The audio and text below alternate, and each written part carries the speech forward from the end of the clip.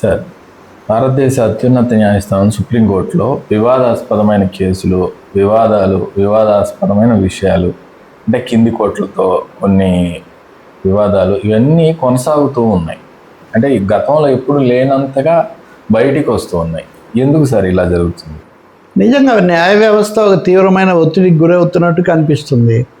న్యాయ వ్యవస్థ మీద కూడా ఈ రకరకాల శక్తుల ప్రభావాలు, ముఖ్యంగా సంఘ పరివార ప్రభావం పెరిగిపోయిందని బహిరంగంగానే అనేక విమర్శలు, వ్యాఖ్యలు ఇవన్నీ మనం వింటున్నాం.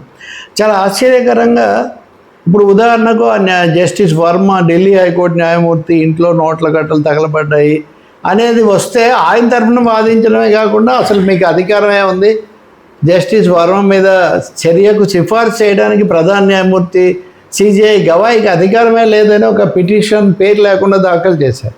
దాన్ని వాదించింది కపిల్ సిబల్. వాస్తవంగా ఆ విషయంలో గట్టిగా మాట్లాడిన జగదీప్ ధంకర్ ఉపరాష్ట్రపతి పదవికి సరే ఆయన రాజీనామా చేసి వెళ్ళిపోయాడు అనుకోండి. ఇప్పుడు ఆ కేసు కొట్టేసింది. అప్పుడు సుప్రీంకోర్టు వర్మ ప్రవర్తన బాగాలేదని. కానీ అసలు ఆ విధమైన పరిస్థితి రావడం, అంతకంటే ముఖ్యమైనది అలహాబాద్లో ప్రశాంత్ అనే ఒక జడ్జి ఒక వ్యాపారస్తుడికి సంబంధించిన సివిల్ వివాదాన్ని క్రిమినల్ కేసుగా నమోదు చేశారు. తనకు కట్టాల్సిన డబ్బు కట్టలేదు కస్టమర్ అని ఆయన క్రిమినల్ కేసు పెట్టాడు. కింద కోర్టు అంటే వేరే విషయం, హైకోర్టు రాజ్యాంగ న్యాయస్థానం సివిల్ వివాదాన్ని క్రిమినల్ కేసుగా ఎలా నమోదు చేస్తారు? దీని మీద అది సుప్రీంకోర్టుకు వస్తే సుప్రీంకోర్టులో జస్టిస్ పర్దివాల ధర్మాసనం తీవ్ర ఆగ్రహం వ్యక్తం చేసి అసలు ఆయన తన అధికారాన్ని దుర్వినియోగం చేసి కోర్టుల స్థాయి దిగజార్చాడు, మీరు ఇక మీదట ఆయనకు క్రిమినల్ కేసులు అప్పగించకండి అన్న పద్ధతిలో వాళ్ళు ఒక తీర్పిస్తూ వ్యాఖ్యలు చేశారు.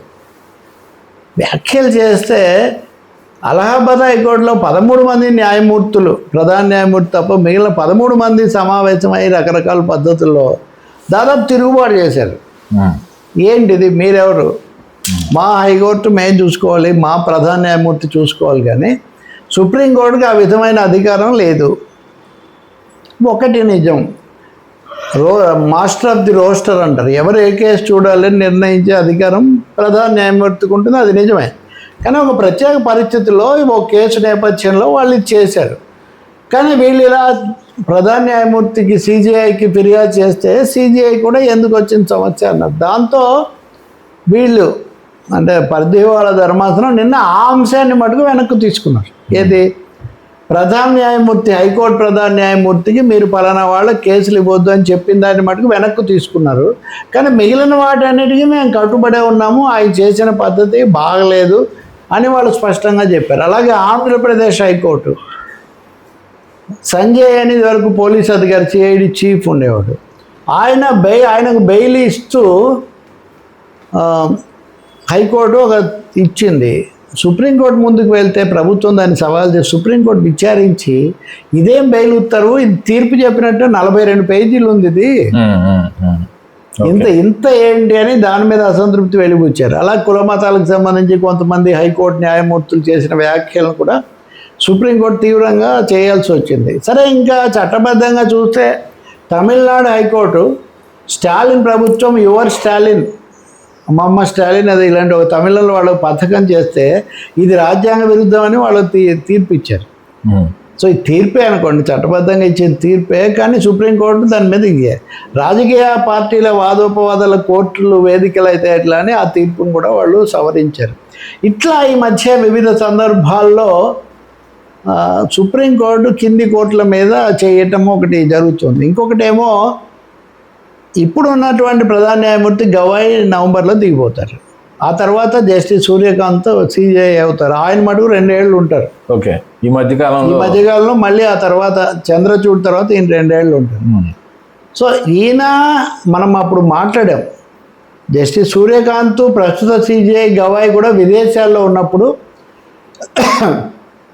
పాలక వర్గానికి న్యాయ వ్యవస్థకు మధ్య సంబంధాలు, సంఘర్షణల గురించి చాలా విస్తృతంగా మాట్లాడడం మనం చూసాం. ఇప్పుడు దిగిపోయిన ఉపరాష్ట్రపతి అనేక సార్లు కోర్టుల మీద దాడి చేశారు, అది కూడా మనం చూసాం. ఇంకొకటి ఏమొచ్చింది, గతంలో ప్రధాన న్యాయమూర్తిగా పనిచేసిన మాజీ సిజేఐ చంద్రచూడ్, ఆయన అధికార నివాసాన్ని 6 నెలల్లో ఖాళీ చేయాల్సి ఉండగా చేయకుండా అలాగే కొనసాగారు.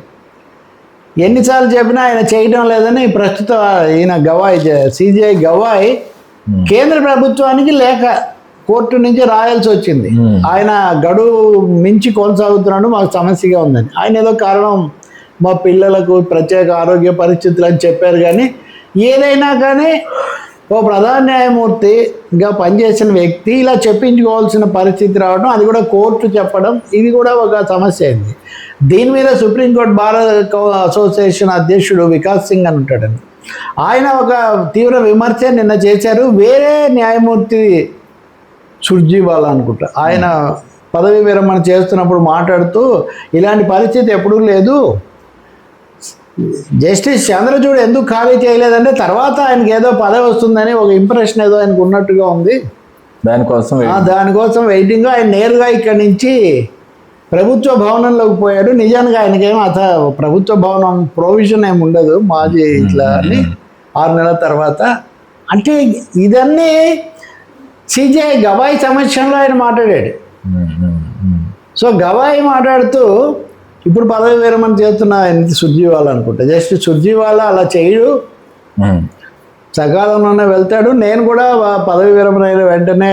అంటే ఆ స్థాయిలో ఇలాంటి అంశాలు చర్చకు వస్తున్నాయి అంటే ఒక విధమైన ఒత్తిడికి, ఒక విధమైన వివాదాస్పద వాతావరణానికి దాన్ని నెట్టడం అనేది బాగా జరుగుతున్నట్టుగా మటుకు కనిపిస్తుంది. అది సభలో జరిగింది. ఇప్పుడు జస్టిస్ వర్మను పంపించేందుకు అభిశంసన తీర్మానం కూడా రెడీ అవుతుంది. మీకు ఇంకా చివరిది నేను చెప్పేది, గవర్నర్లు హద్దు మీరు ప్రవర్తిస్తున్నారని సుప్రీంకోర్టు వ్యాఖ్యలు చేసి కొన్ని మీరు 3 నెలల లోపల ఆమోదించాలని చెప్పింది. రాష్ట్రపతి కూడా ఆ లోపలనే.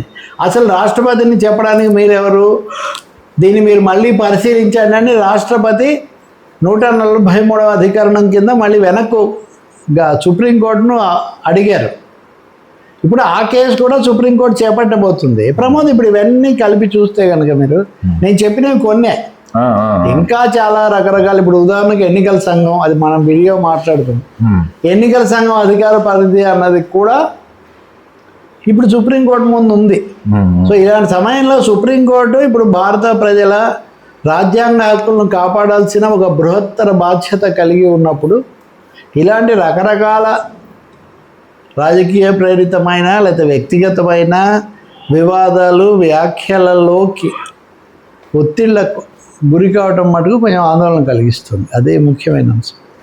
రైట్.